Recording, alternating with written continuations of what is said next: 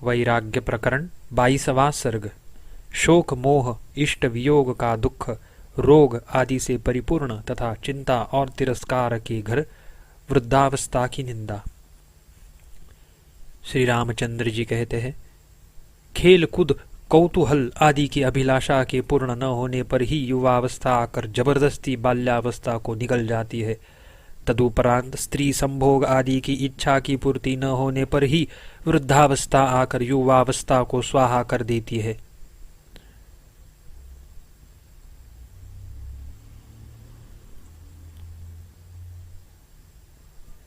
जैसे तुषार रूपी वज्र कमलों को नष्ट भ्रष्ट कर देता है, जैसे आंधी शरद ऋतु की ओस को नष्ट कर देती है और जैसे नदी तट के वृक्ष को उखाड़ देती है, वैसे ही वृद्धावस्था शरीर को नष्ट कर डालती है।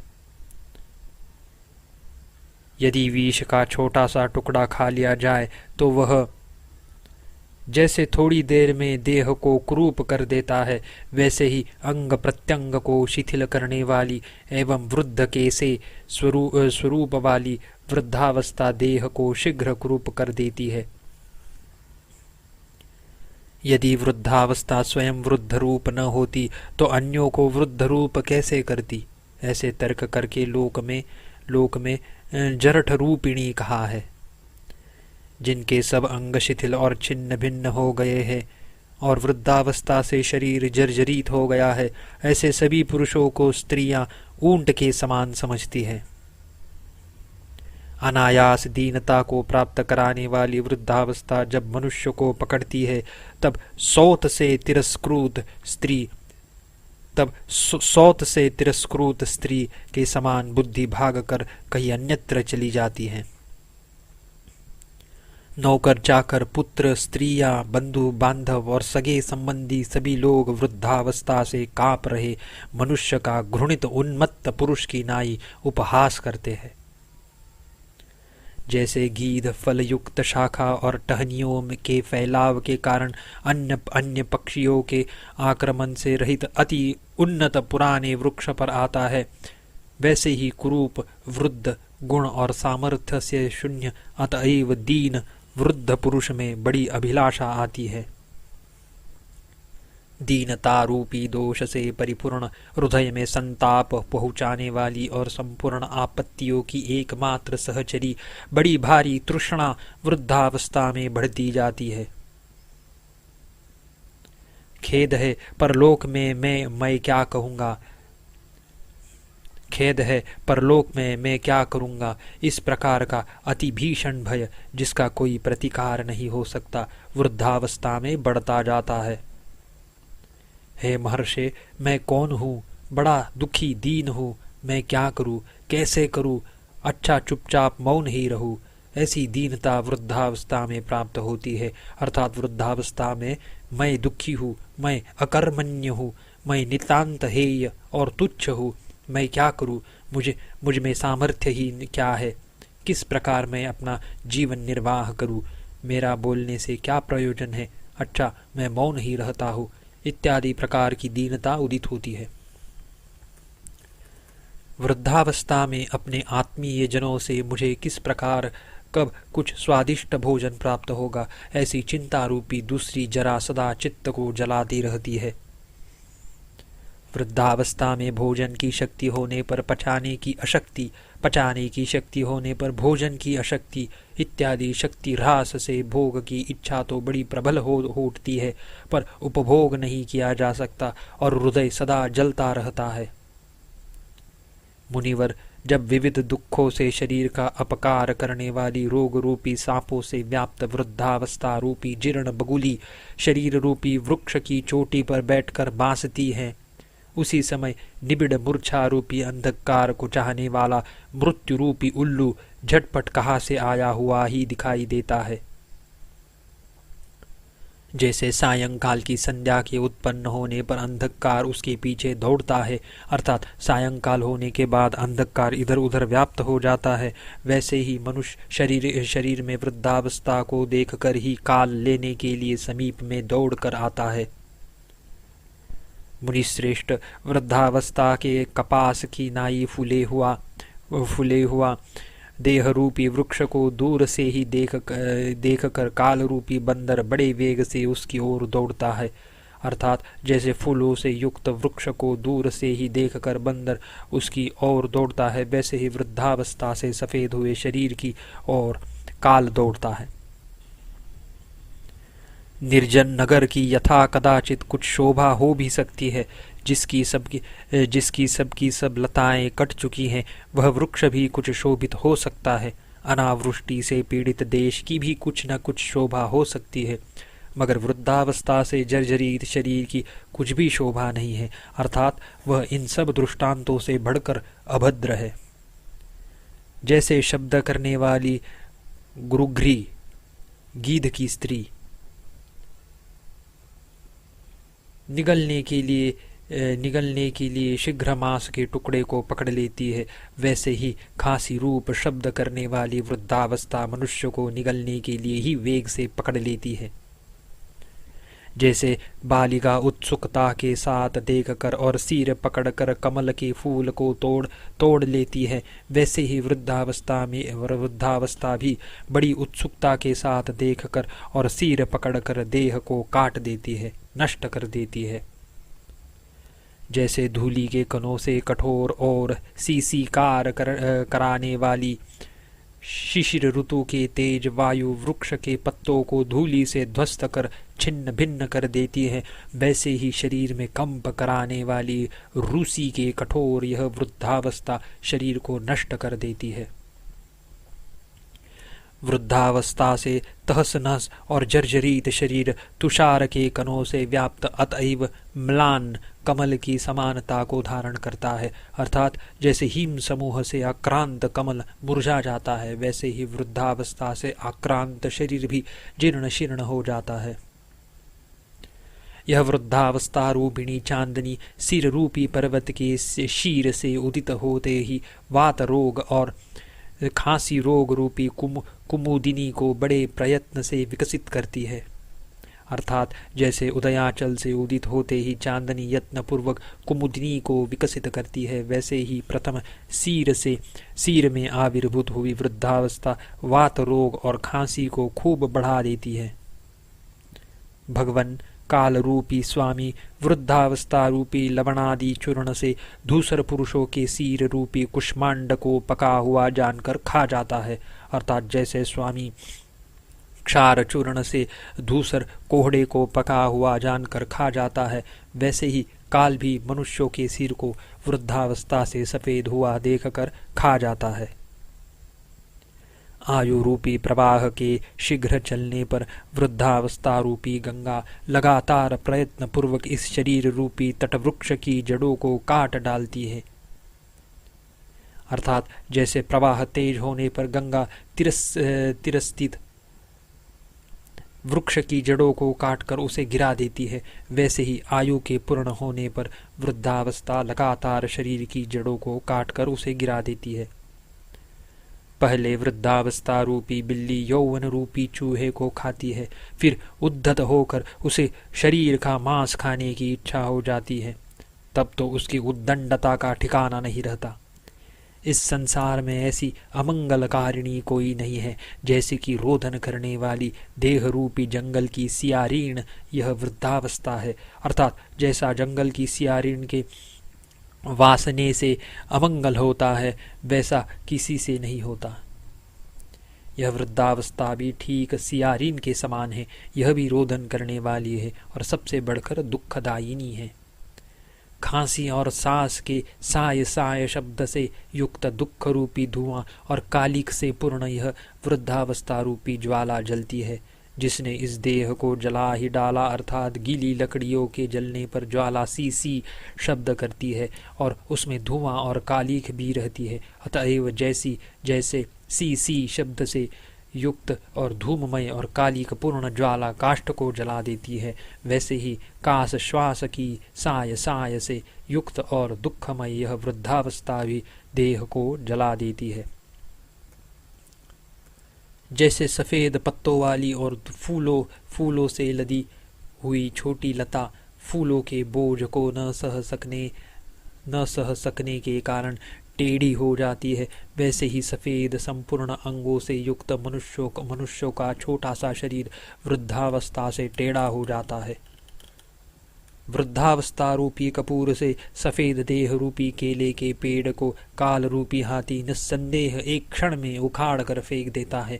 अर्थात जैसे कपूर से सफ़ेद केले के पेड़ को हाथी अनायास उखाड़ कर फेंक देता है, वैसे ही मृत्यु भी वृद्धावस्था से सफ़ेद देह को निस्संदेह क्षण भर में उखाड़ कर फेंक देती है। पीछे से आने वाले मृत्यु रूपी राजा की वृद्धावस्था रूपी सफ़ेद चबरों से युक्त चिंता व्याधि रूपी अपनी निजी सेना पहले निकलती है। अर्थात जैसे कोई राजा जब कहीं जाता है तब चबर से युक्त उसकी सेना पहले निकलती है, वैसे ही यह भी समझना चाहिए। मुनिवर, बड़े धैर्य से दुर्गम पहाड़ों की गुफाओं में बैठे हुए जिन लोगों को रण में शत्रु नहीं हरा सके, उन्हें भी वृद्धावस्था रूपी वृद्ध राक्षसी ने शीघ्र हरा दिया। यह आश्चर्य देखिए। वृद्धावस्था रूपी हिम से संकुचित शरीर रूपी गृह के मध्य में इंद्रिय रूपी बच्चे तनिक भी हिलने डुलने को समर्थ नहीं हो सकते। अर्थात जैसे हिम से परिपूर्ण घर के अंदर बालक इधर उधर चल फिर नहीं सकते, वैसे ही वृद्धावस्था से पूर्ण शरीर में इंद्रियां अपना कुछ भी व्यापार नहीं कर सकती। लाठी रूपी तीसरे पैर से युक्त बार बार लड़खड़ा रही तथा खांसी और अधोवायु रूपी मूर्ज से युक्त वृद्धावस्था रूपी स्त्री नाच कर रही है। गंध अर्थात राग द्वेष आदि से चित्त को वासित करने वाला विषय भोग इस संसार रूपी राजा के व्यवहार से संबंध रखने वाली और विषय भोग की कुटी आश्रय देह रूपी यष्टि के सिर पर बैठी हुई वृद्धावस्था नामक चवर शोभा विराजमान है। अर्थात जैसे राजा के व्यवहार से संबंध रखने वाली और कस्तूरी आदि सुगंधी पदार्थों को रखने की यष्टि के ऊपर स्थित चमर श्री अपने अनुपम सौंदर्य सुगंधित और मंद मंद वायु के प्रसार से शोभित होती है, वैसे ही विषय भोग की आश्रयभूत इस देह में सिर पर बैठी हुई वृद्धावस्था भी शोभित होती है। मुनीश्वर, वृद्धावस्था रूपी चंद्रोदय से शुभ्र शरीर रूपी नगर में स्थित जीविताशा रूप तालाब में मृत्यु रूपी कुमुदिनी क्षण भर में विकास को प्राप्त होती है। अर्थात जैसे चंद्रमा के उदित होने से प्रकाशमय नगर में स्थित तालाब में कुमुदिनी शीघ्र विकसित हो जाती है, वैसे ही वृद्धावस्था से सफेद हुए शरीर में स्थित जीविताशा में शीघ्र मृत्यु का आविर्भाव हो जाता है। वृद्धावस्था रूपी चूने के लेप से शुभ्र शरीर रूपी अंतःपुर के भीतर अशक्ति, पीड़ा और आपत्ति रूपी महिलाएं बड़ी चैन से रहती है। जिन जरायुज, अंडज, स्वेदज और उदबिज रूप 4 प्रकार के शरीरों में पहले वृद्धावस्था आक्रमण करती है और उसके आगे मृत्यु अवश्य आने वाली है, उन्हीं शरीरों में से एक इस शरीर में मुझे अतत्वज्ञ का क्या विश्वास हो सकता है। पहले वृद्धावस्था का तदनंतर मृत्यु का ग्रास होने वाले इस शरीर में मेरी तनिक भी आस्था नहीं है। हे तात, जो वृद्धावस्था को प्राप्त होकर भी बना रहता है, उस दुष्ट जीवन के दुराग्रह से क्या प्रयोजन है? अर्थात कुछ भी नहीं, वह व्यर्थ ही है, क्योंकि वृद्धावस्था इस पृथ्वी में मनुष्यों की संपूर्ण ऐषणाओं का तिरस्कार कर देती है।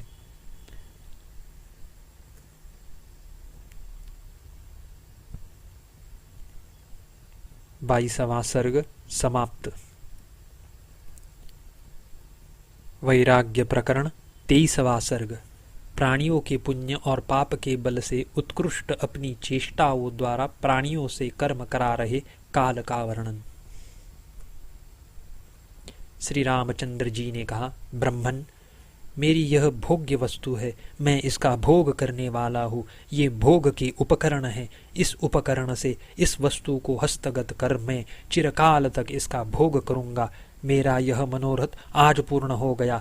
मुझे आशा है कि इस दूसरे मनोरथ को भी मैं शीघ्र प्राप्त कर लूँगा। इत्यादि असंख्य मानसिक संकल्प विकल्पों द्वारा अनंत व्यावहारिक वचनों से पूर्ण एवं तुच्छ शरीर में आत्मबुद्धि करने वाले या अल्प वैषयिक सुख में पुरुषार्थ बुद्धि करने वाले मूढ़ों ने शत्रु, मित्र, उदासीन आदि भेदों से, हेय, उपादेय और उपेक्षणीय आदि भेदों से और तत्प्रयुक्त राग द्वेषादि भेदों से संसार रूपी छिद्र में अन्यथा ग्रह रूपी भ्रम को दुश्छेद्य बना दिया है।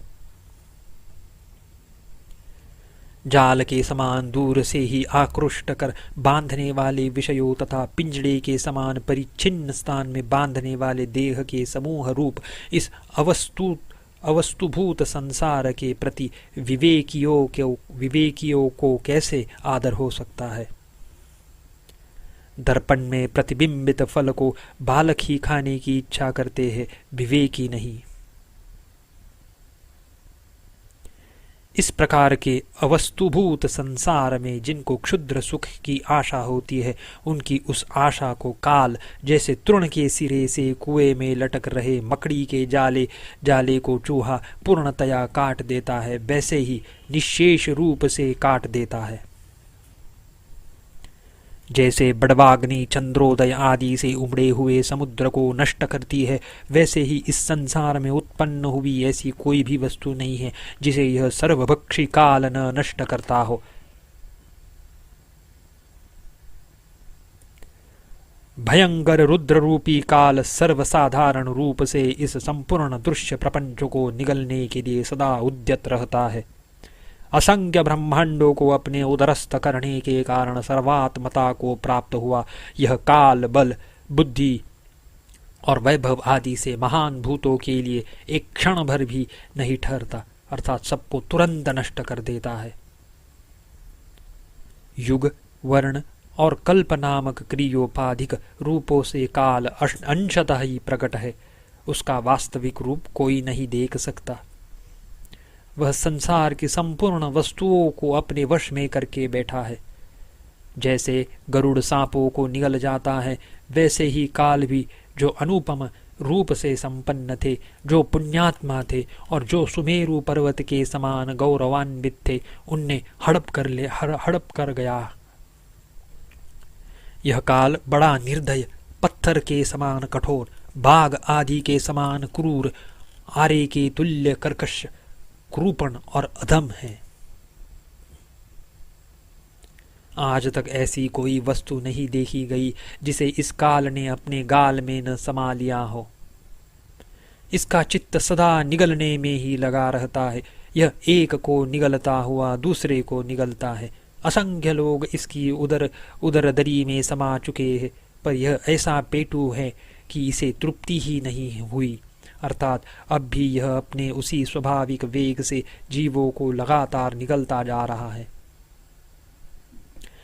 जैसे इंद्रजालिक अपने विविध खेलों को आरंभ करता है, उनका अंत कर डालता है, उनको बिगाड़ देता है, कोई खाद्य पदार्थ बनाकर उसे खा जाता है और बर्बाद कर देता है, वैसे ही यह काल भी अपने विविध रूप वाले संसार रूपी नृत्य को आरंभ करता है, बंद करता है, बिगाड़ देता है, खा जाता है और नष्ट कर देता है।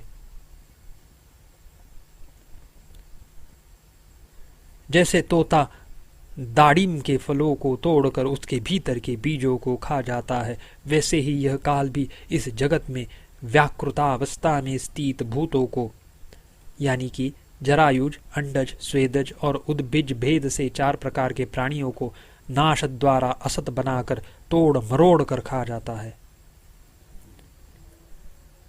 शुभ और अशुभ रूप दांतों से मनुष्य रूपी पत्तों को छिन्न भिन्न कराने वाला अभिमान पूर्ण जनता के जीवन समूह रूपी महारण्य में रहने वाला गज रूप यह काल बड़े जोर से चिंगाड़ता है, अर्थात जैसे महारण्य में रहने वाला और अपने दांतों से वृक्षों के पत्तों को छिन्न भिन्न करने वाला हाथी बड़े जोर से दहाड़ मारता है, वैसे ही पुण्य पाप रूपी अपने दांतों से प्राणियों को चबा डालने वाला और दर्पपूर्ण जनता के जीव समूह रूपी महारण्य का गज यह काल बड़े जोर से दहाड़ता है, गरजता है। अपंचीकृत पंचभूतों से उत्पन्न ब्रह्मांड रूपी महान और देवता रूपी फलों से युक्त वृक्षों से पूर्ण और माइक जगत रूप से युक्त ब्रह्म रूपी महावन को पूर्ण रूप से आवृत्त करके यह काल बैठा है, क्योंकि काल के उदर में ही सब वस्तुओं की उत्पत्ति, स्थिति और विनाश देखा जाता है। यह भाव है।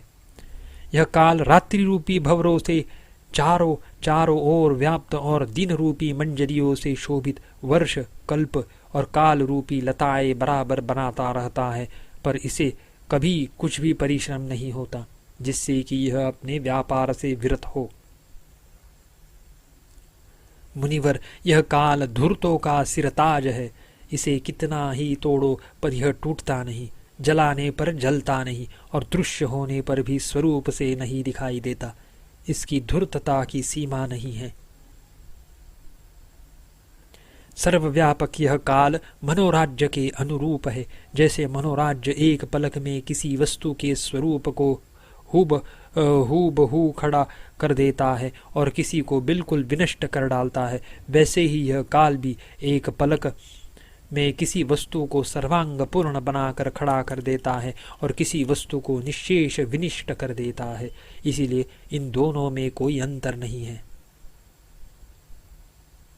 यह काल अपने दुर्विलासों में विलास करने वाली प्राणियों के कष्ट से ही परिपुष्ट हुई चेष्टा रूपी भार्या द्वारा भौतिक देह, इंद्रिय आदि द्रव्यों में तादात्म्याध्यास होने के कारण अपने वास्तविक स्वरूप को न जानने वाले जीव को स्वर्ग और नरक में घुमा रहा है।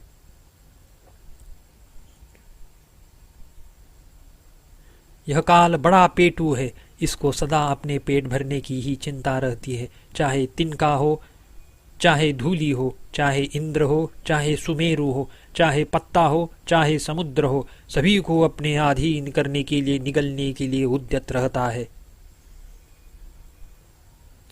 यह काल इतना क्रूर है मानो संसार भर की संपूर्ण क्रूरता इसी में कूट कूट कर भरी गई है। यह लोभी इतना है कि संसार भर की लुब्धता इसे अपना घर बनाए है। संपूर्ण दुर्भाग्यों का यह आग्रह है और दुस्सह चपलता भी इसमें है, अर्थात यह सबसे अधिक क्रूर, बेजोड़ लोभी, नितांत अभागा और महाचपल है।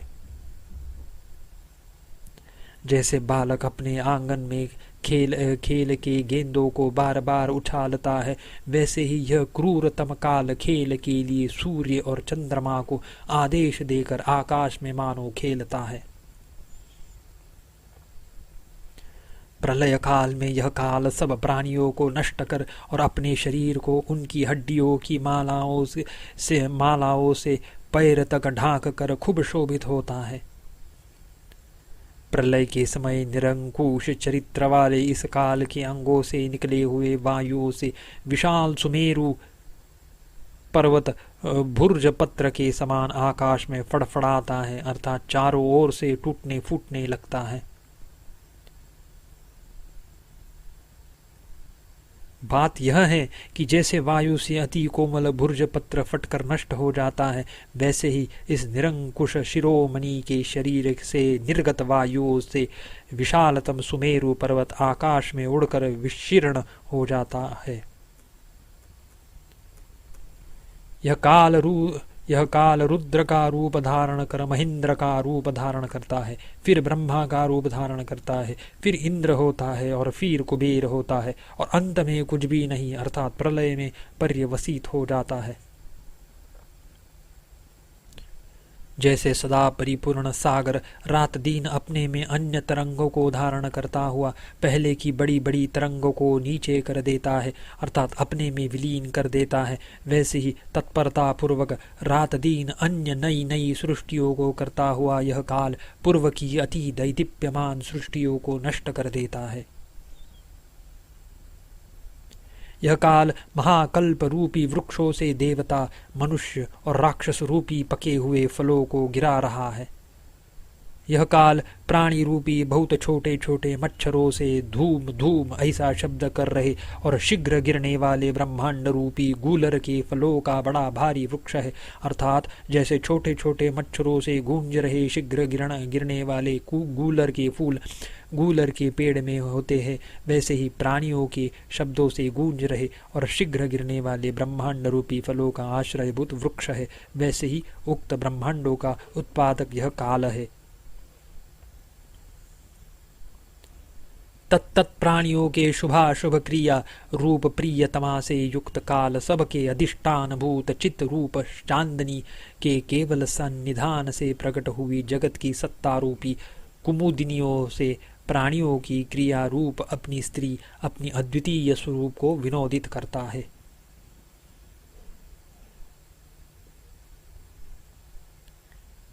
इसे फिर दोहराते हैं। तत्त प्राणियों के शुभाशुभ क्रिया रूप प्रियतमा से युक्त काल सबके अधिष्ठान भूत चित रूप चांदनी के केवल सन्निधान से प्रकट हुई जगत की सत्ता रूपी कुमुदिनियों से प्राणियों की क्रिया रूप अपनी स्त्री अपने अद्वितीय स्वरूप को विनोदित करता है। विहार कौतुक से काल यापन ही विनोद है। यहाँ पर काल ही विहार करने वाला है। विहार करने वाला काल जिस काल का यापन करे ऐसा दूसरा काल प्रसिद्ध नहीं है, अतः स्वशरीर को ही विनोदित करता है। यह भाव है। जैसे महापर्वत पृथ्वी में पूर्व और उत्तर की सीमा से शून्य प्रदेश में स्थित अपने शरीर का अवलंबन करके खड़ा है, वैसे ही यह काल भी अपरिच्छिन्न आदि अंतरहित ब्रह्म में प्रतिष्ठित अपने स्वरूप का अवलंबन करके स्थित है।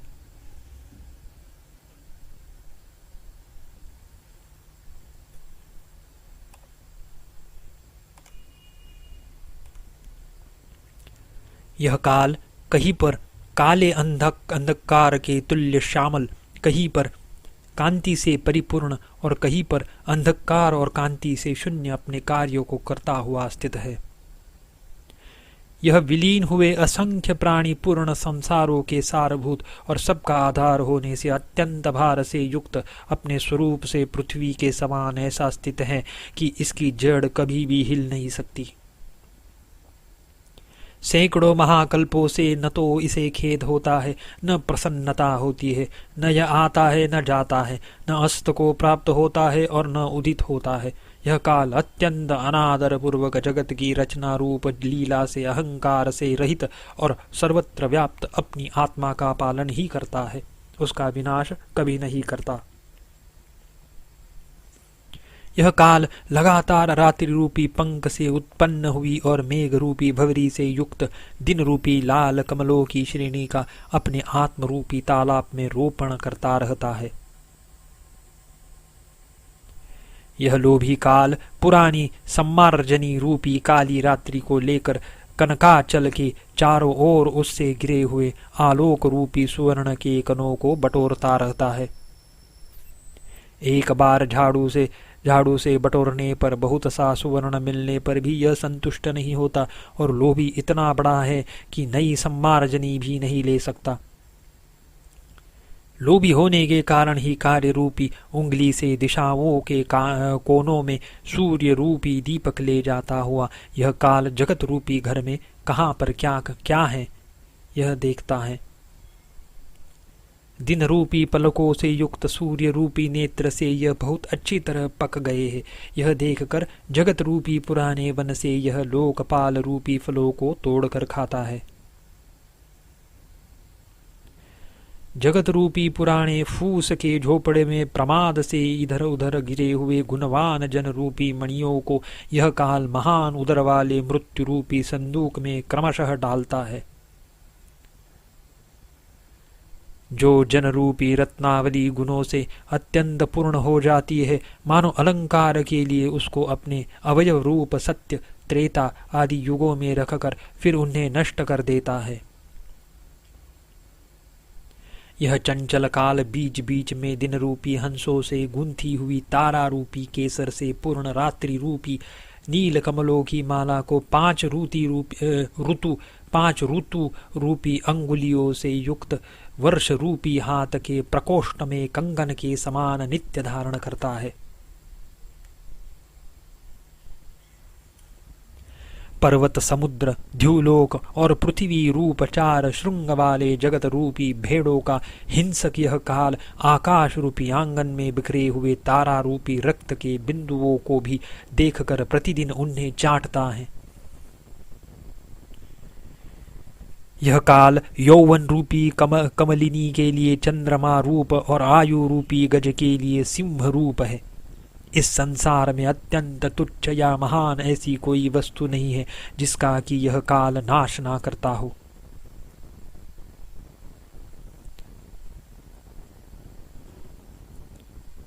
जैसे जीव सुषुप्ति काल में सब दुखों का संहाकर अज्ञान मात्र के अवलंबन से स्थिति करता है, वैसे ही जिसने जंतुओं को पीस कर मृत्यु के मोह में गिरा दिया है, ऐसे प्रलय रूपी क्रीड़ा के विलास से पदार्थों का अभाव रूप यह काल भी अज्ञानावभासक अपने अधिष्ठान भूत ब्रह्म चैतन्य का अवलंबन कर आत्मभूत उसी में रमण करता है, उससे पृथक नहीं होता। इस प्रकार प्रलय काल में विश्राम लेकर यह काल ही फिर सृष्टि काल में संसार का कर्ता, भोक्ता, संहारक, स्मर्ता आदि सब पदार्थों के स्वरूप को प्राप्त हुआ है, अर्थात यह स्वयं ही कर्ता, भोक्ता, संहारक, सुभग, दुर्भग आदि बना है। बुद्धि कौशल से इस काल के रहस्य का किसने निश्चय नहीं कर पाया है। पुण्य फल के उपभोग के अनुकूल सुंदर रूप और पाप फल के भोग के अनुरूप कुरूप को धारण करने वाले संपूर्ण शरीरों की सहसा सृष्टि, रक्षा और संहार करता हुआ यह प्रदीप्त हो रहा है। इस संसार के संपूर्ण जीवों में काल सबसे अधिक बलवान है। 23वां सर्ग समाप्त।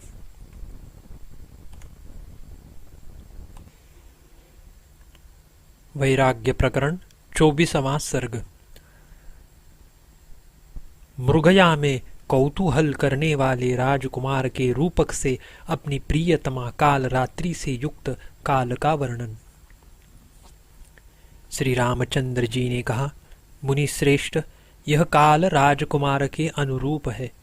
संसार में इसकी लीलाएं बड़ी विकट है। इसके समीप एक भी आपत्ति नहीं फटक सकती और इसका पराक्रम विचार शक्ति के बाहर है। इस सर्ग में उक्त काल के ही चरित्र का वर्णन किया जाता है।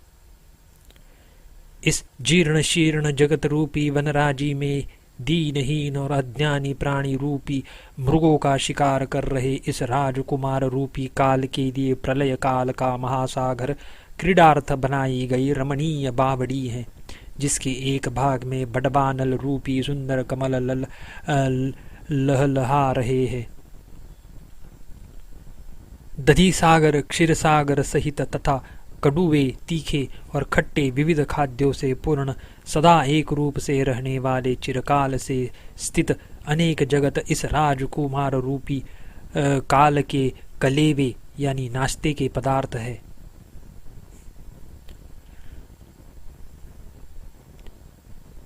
चलने में बड़ी दक्ष अर्थात शीघ्र चलने वाली, सब मातृगणों से युक्त और बाघिन के समान प्राणियों का नाश करने वाली इस राजकुमार रूपी काल की प्रिय पत्नी काल रात्रि संसार रूपी वन में विहार करने के लिए नियुक्त है।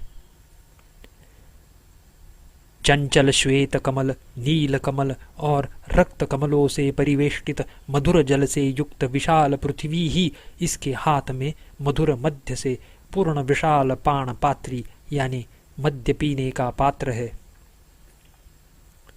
गर्जने वाले, भीषण ताल ठोकने वाले और केसरों से यानी गर्दन के बालों से जिनका कंधा ढका हुआ है, वे नृसिंह देव इसके भुजारूपी पिंजड़े में हिरण्यकशिपु आदि दानवों के हिंसा रूपी क्रीड़ा के लिए बाज पक्षी बनाए गए हैं।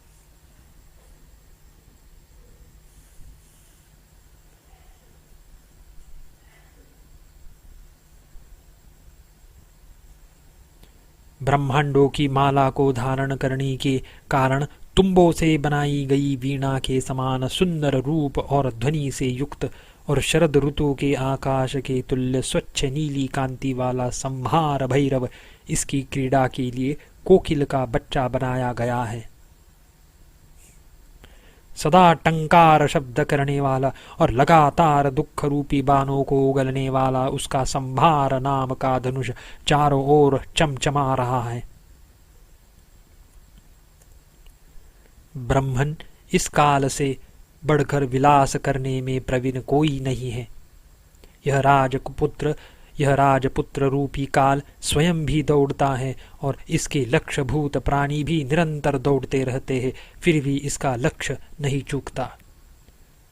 यह सबको ही दुख रूपी बाणों से विदीर्ण करता रहता है। यह काल की सबकी अपेक्षा श्रेष्ठ लक्ष्यवेधी यानी निशानेबाज है। यह जीर्ण जगत में बंदर की भांति चंचल वृत्ति वाले विषय लोलुप जनों को व्याकुल बनाता है और स्वयं उक्त प्रकार से विराजमान रहकर मृगया का आनंद लेता है। 24वां सर्ग समाप्त।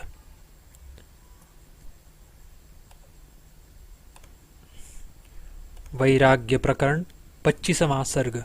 कर्म और कर्मफल रूप दूसरे काल के अद्भुत नृत्यों का वर्णन।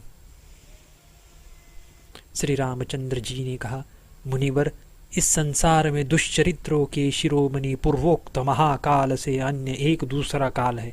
अन्य काल होने पर भी यह पूर्वोक्त काल का अवस्था भेद है, उसका यहाँ वर्णन किया जाता है। वह इस लोक में प्राणियों की सृष्टि और संहार करता है। लोग उसे दैव और काल भी कहते हैं। दैव यानी भाग्य।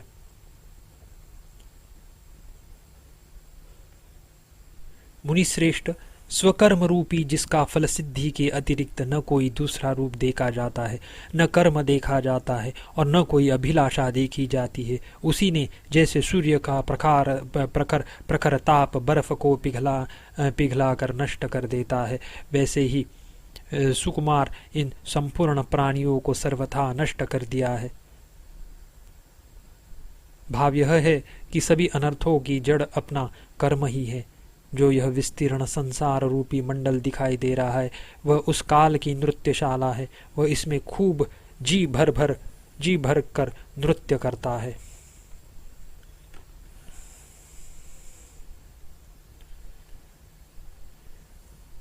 यह दैव पूर्वोक्त महाकाल की अपेक्षा तीसरा है। यह बड़ा उन्मत्त है।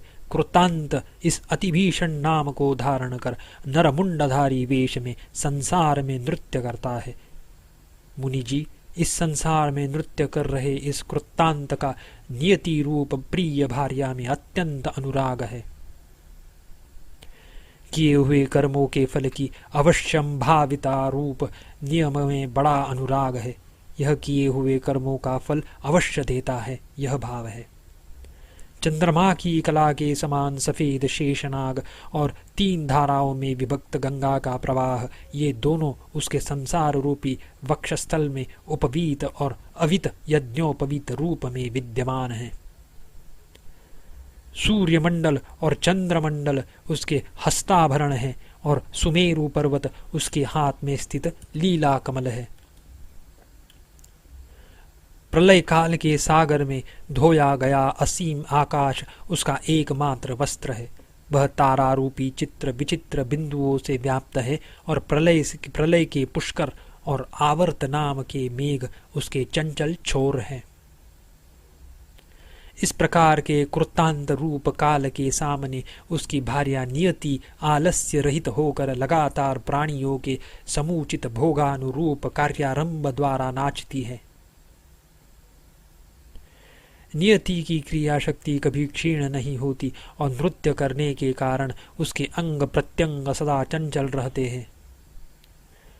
उसका नाच देखने वाले प्राणियों के जन्म और नाश से चंचल जगत मंडल रूपी कोठरी में नाच रही उस नियति के अंगों में देवलोक सहित अन्य लोगों की पंक्ति सुंदर भूषण है और पाताल पर्यंत आकाश उसका लंबमान बड़ा भारी केशों का जुड़ा है। प्राणियों के रोदन के कोलाहल से गुलजार और नरक की अग्नियों से दैदीप्यमान नरकों की पंक्ति उसके पाताल रूप चरण में स्थित मंजीर माला पाजेब है और वह पाप रूपी तागे से पिरोई गई है।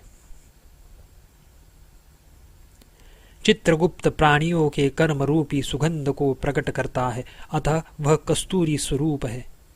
उक्त कस्तूरी भूत चित्रगुप्त से क्रिया रूपी सखी द्वारा उसके यम रूप कपाल में सुंदर तिलक बनाया गया है। भाव यह है कि यम इस नियति का ललाट है और चित्रगुप्त उसमें स्थित कस्तूरी तिलक है। उसे क्रिया रूपी सखी ने तैयार किया है। प्रलय काल में काल की प्रिय पत्नी यह नियति देवी अपने पति काल के इंगित पूर्ण मुख के अभिप्राय को जानकर बड़ी चंचलता के साथ फिर नाचना आरंभ कर देती है। इसके नाचने में चट्टानों के टूटने का सा घोर शब्द होता है। वह नियति देवी महाप्रलयों में नाचने के समय पृष्ठभाग में गले से सीधी लटक रही माला में चंचल कार्तिकेय के वाहन रूप मृत मयूरों से शोभित होती है। लंबमान चंचल जटाओं में चंद्रमा से लांछित महादेव जी के मुंडों से जो 3 नेत्रों के बड़े बड़े छिद्रों से निकल रहे विपुल भाय भाय शब्द से भयंकर प्रतीत होते हैं, विकसित मंदार के पुष्पों से शोभित श्री पार्वती जी के केश रूपी चवरों से तांडव के समय पर्वताकार हुए संभार भैरव के उदर रूपी तुम्बों से और 1007 छेदों से युक्त इंद्र की देह रूपी भिक्षा पात्रों से जो नाचने के समय खन खन शब्द करते हैं, बड़ी शोभित होती है। सबका संहार करने वाली यह नियति देवी सुखे हुए नर कंकाल रूपी खटवांगों से आकाश मंडल को पूर्ण कर अपने को आप ही भयभीत करती है। नाचने के समय हिल रही जीवों के भांति भांति के मस्तक रूपी सुंदर कमलों की माला से इसकी शोभा की सीमा नहीं रहती। प्रलय के समय नियति देवी के उद्धत प्रलय काल के मेघ रूपी डमरू के भीषण शब्दों से तुम्बरू आदि गंधर्व भागते हैं।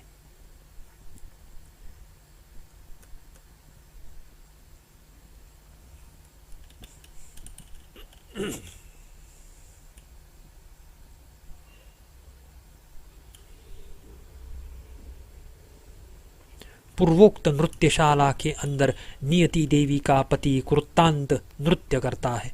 कुंडल भूत चंद्रमंडल से वह अति शोभित है और उसके केश तारे और चांदनी से मनोहर आकाश रूपी पिच्छ से अलंकृत है। उसके दाहिने कान में हिमालय रूपी हड्डी का बना अंगूठी के आकार का चमकदार कुंडल है और बाएं कान में महान सुमेरु पर्वत ही सोने का सुंदर कुंडल है। उसके चंद्रमा और सूर्य ही उक्त दोनों ही कानों में गालों की शोभा को बढ़ाने वाले चंचल कुंडल है। लोकाचल पर्वत की श्रेणी उसकी कमर के चारों ओर लगी हुई मेखला है। बिजली उसके साथ का गोलाकार कंकन है और वह नृत्य के समय कभी इधर कभी उधर सरकता है। मेघ ही उसके रंग बिरंग के वस्त्रों के टुकड़े से बनी हुई कंथा है और वह वायु से सदा हिलती डुलती हुई शोभित होती है। इसके गले में मुसल, पट्टिश, प्रास, शूल, तोमर और मुदगरों से बनी हुई माला शोभा पा रही है। वे मुसल आदि ऐसे तीक्ष्ण हैं कि मानो पूर्व की जितनी सृष्टियां नष्ट हुई थी उनसे निकले हुए मृत्यु की इकट्ठे हो गए हों। यह माला शेषनाग के शरीर रूपी महारस्सी से बंधे हुए पूर्वोक्त राजपुत्र रूप काल के हाथ से गिरे हुए और जन्म मरणशील जीव रूपी मृगों के बंधन के लिए बिछाए गए जाल में गुंथी हुई हैं। 7 समुद्रों की श्रेणी ही इसके बाहुओं के कंकण हैं। वे रत्नों की कांति से खूब चमकते हैं और सजीव मछलियां उनमें विद्यमान हैं।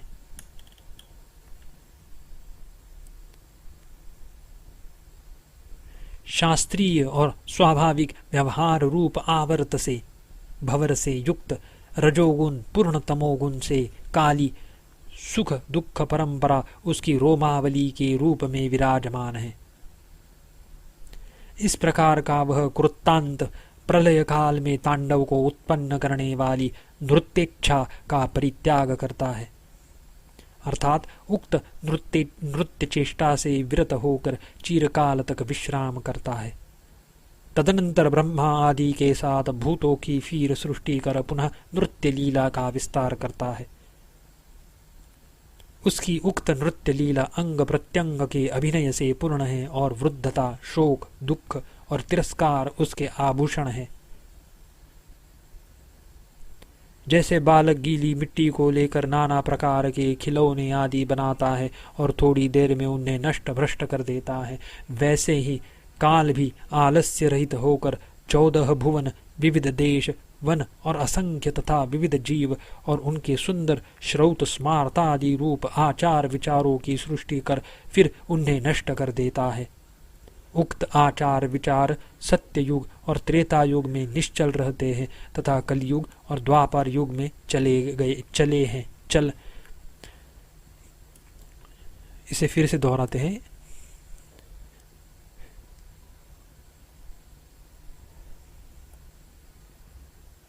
उक्त आचार विचार सत्य युग और त्रेता युग में निश्चल रहते हैं तथा कलयुग और द्वापर युग में चल है। 25वां सर्ग समाप्त।